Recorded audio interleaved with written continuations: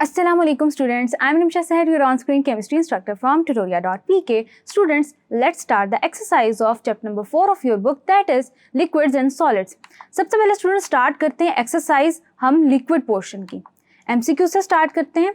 MCQ number 1 है students आपके पास London dispersion forces are the only forces that are present among the A molecules of water in liquid state, atoms of helium in gaseous state at higher temperature, molecules of iodine, D है आपके पास molecules of hydrogen chloride gas. तो students अगर हम देखें चारों options के अंदर तो आपके पास मॉलिक्यूल्स ऑफ वाटर के अंदर इंटरमॉलिक्यूलर हाइड्रोजन बॉन्डिंग एग्जिस्ट कर रही होती है। Atoms of helium in gaseous state at higher temperature, students at higher temperature आपके पास लंडन डिस्पर्जन फोर्सेस इतनी ज़्यादा डोमिनेंट नहीं हो रही होती हैं। देन स्टूडेंट्स आपके पास आ जाते हैं molecules of iodine.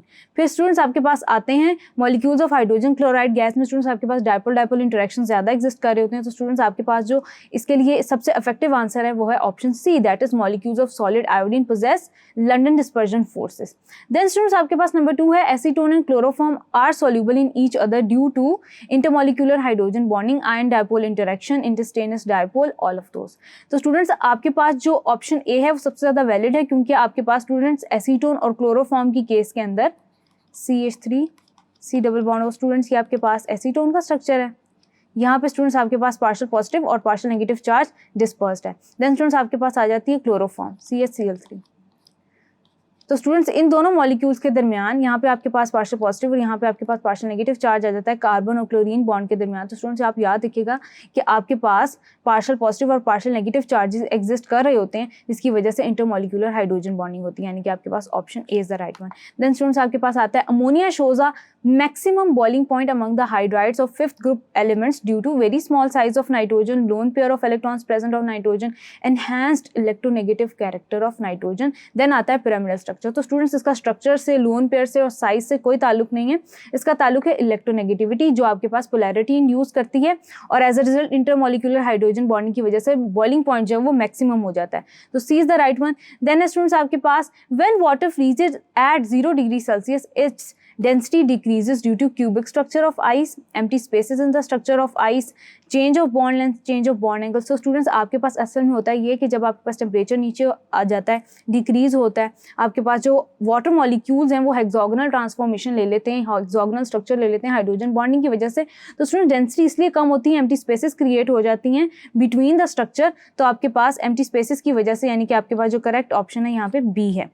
Then students आगे चलते हैं, आपके पास नंबर 5 है in order to raise the boiling point of water up to 110 degree Celsius the external pressure should be. तो स्टूडेंट्स इधर आपने ये बताना है कि अगर आपने बॉइलिंग पॉइंट रेज करना है वाटर का 110 डिग्री सेल्सियस तक तो एक्सटर्नल प्रेशर कितनी रेंज में फॉल करना चाहिए। ए है आपके पास बिटवीन 760 टू 1200 टॉर, देन है आपके पास 200 टू 760 टॉर, देन 765 टॉर या एनी वैल्यू प्रेशर। तो स्टूडेंट्स याद रखिएगा कि आपके पास जो 100 डिग्री सेल्सियस का जो बॉइलिंग पॉइंट होता है वो 760 टॉर पे आता है। तो स्टूडेंट्स आपने उससे ज़्यादा बढ़ाना है तो आप एक्सटर्नल प्रेशर को 760 से ज़्यादा इंक्रीज कर देंगे। तो स्टूडेंट्स आपके पास option A is the right one, यानी कि 760 टू 1200 टॉर आपकी ये जो वैल्यू है वो फॉल कर रही होगी। मूविंग फॉरवर्ड स्टूडेंट्स MCQs के बाद हम डिस्कस करते हैं डिटेल्स में फिलिंग द ब्लैंक्स को। सबसे पहले स्टूडेंट हम चलते हैं नंबर 1 से स्टार्ट करते हैं। Polarisability of noble gas dash down the group and result in the increase in their boiling points. तो स्टूडेंट्स हमने जब नोबल गैसेस को पोलराइजेबिलिटी के टॉपिक में डिस्कस किया था तो हमने ये देखा था कि जैसे down the group size increase होता चला जाता है तो आपके पास जो बॉइलिंग पॉइंट है वो भी इंक्रीज होता चला जाता है।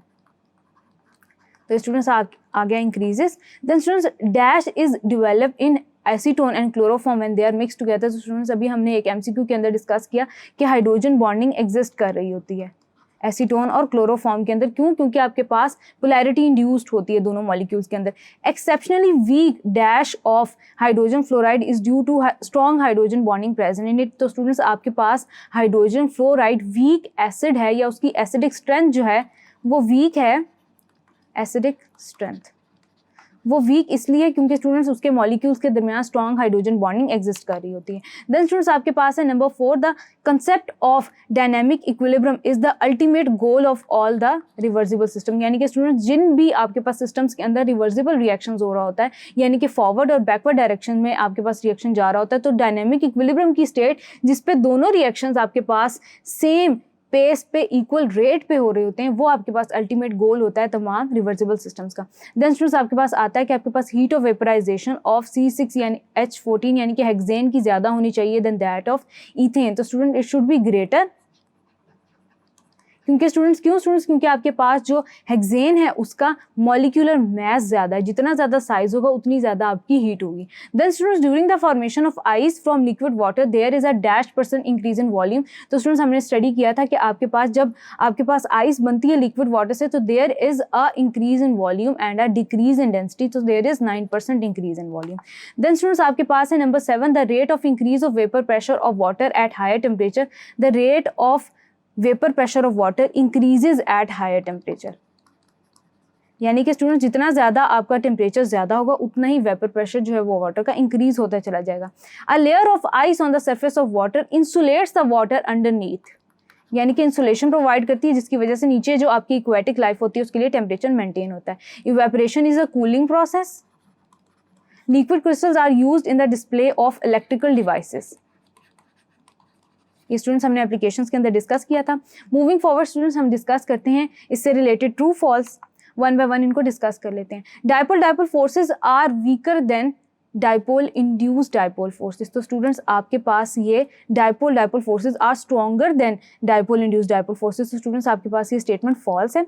The ion dipole interactions are responsible for the dissolution of an ionic substance in water। तो स्टूडेंट्स ये आपके पास ट्रू है। आयन डाइपोल इंटरेक्शन जब तक नहीं होता बिटवीन आयनिक कंपाउंड्स यानी कि आयंस के दरमियान और वाटर मॉलिक्यूल्स के दरमियान, तब तक स्टूडेंट्स आपके पास डिसोल्यूशन पॉसिबल नहीं हो रही होती है। The high polarisability of iodine is responsible for its existence in solid form and its difference from that of halogen। तो स्टूडेंट्स ये स्टेटमेंट भी आपके पास ट्रू है।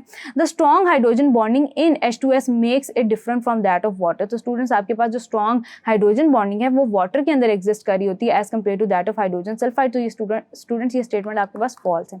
देन स्टूडेंट्स आपके पास है number 5 hydrocarbons are soluble in water because they are polar compounds. तो students आपके पास जो हाइड्रोकार्बन्स हैं वो नॉन पोलर कंपाउंड्स हैं, तो आपके पास स्टूडेंट्स ये स्टेटमेंट भी फॉल्स है। देन स्टूडेंट्स आगे चलते हैं। The viscosities of liquids partially depend upon the extent of hydrogen bonding. तो स्टूडेंट्स ये आपके पास ट्रू है, यानी कि आपके पास जितनी ज़्यादा किसी भी लिक्विड के अंदर हाइड्रोजन बॉन्डिंग का फिनोमेना एग्जिस्ट करेगा इंटरमोलिक्यूलर स्टेट में, तो स्टूडेंट्स उस लिक्विड की विस्कोसिटी ज़्यादा होगी। The state of equilibrium between liquid state and vapours is dynamic in nature. तो स्टूडेंट्स ये आपके पास स्टेटमेंट ट्रू है। देन स्टूडेंट्स आपके पास नेक्स्ट है number 8 heat of vaporisation of liquid depend upon the intermolecular attraction present between their molecules. तो students ये भी आपके पास ट्रू है। देन स्टूडेंट्स आपके पास नेक्स्ट है कि ice does not show any vapour pressure on its surface at -1 degree Celsius. तो स्टूडेंट्स ये आपके पास स्टेटमेंट फॉल्स है, क्योंकि वेपर प्रेशर स्टूडेंट्स हर फॉर्म में कोई भी आपके पास सब्सटेंस एग्जिबिट कर रहा होता है। देन स्टूडेंट्स आपके पास आता है boiling point of a liquid is independent of external pressure. तो स्टूडेंट्स ये आपके पास स्टेटमेंट फॉल्स है। आपका जो बॉइलिंग पॉइंट है वो डायरेक्टली डिपेंड कर रहा होता है एक्सटर्नल प्रेशर पे, यानी कि जितना ज़्यादा एक्सटर्नल प्रेशर होगा उतना ज़्यादा बॉइलिंग पॉइंट ज़्यादा होगा, क्योंकि उतना वेपर प्रेशर आपके लिक्विड को ज़्यादा बढ़ाना पड़ेगा to equate with that of the external pressure। आगे चलते हैं स्टूडेंट्स, ऑब्जेक्टिव के बाद हम सॉल्व करते हैं questions one by one. Thank you.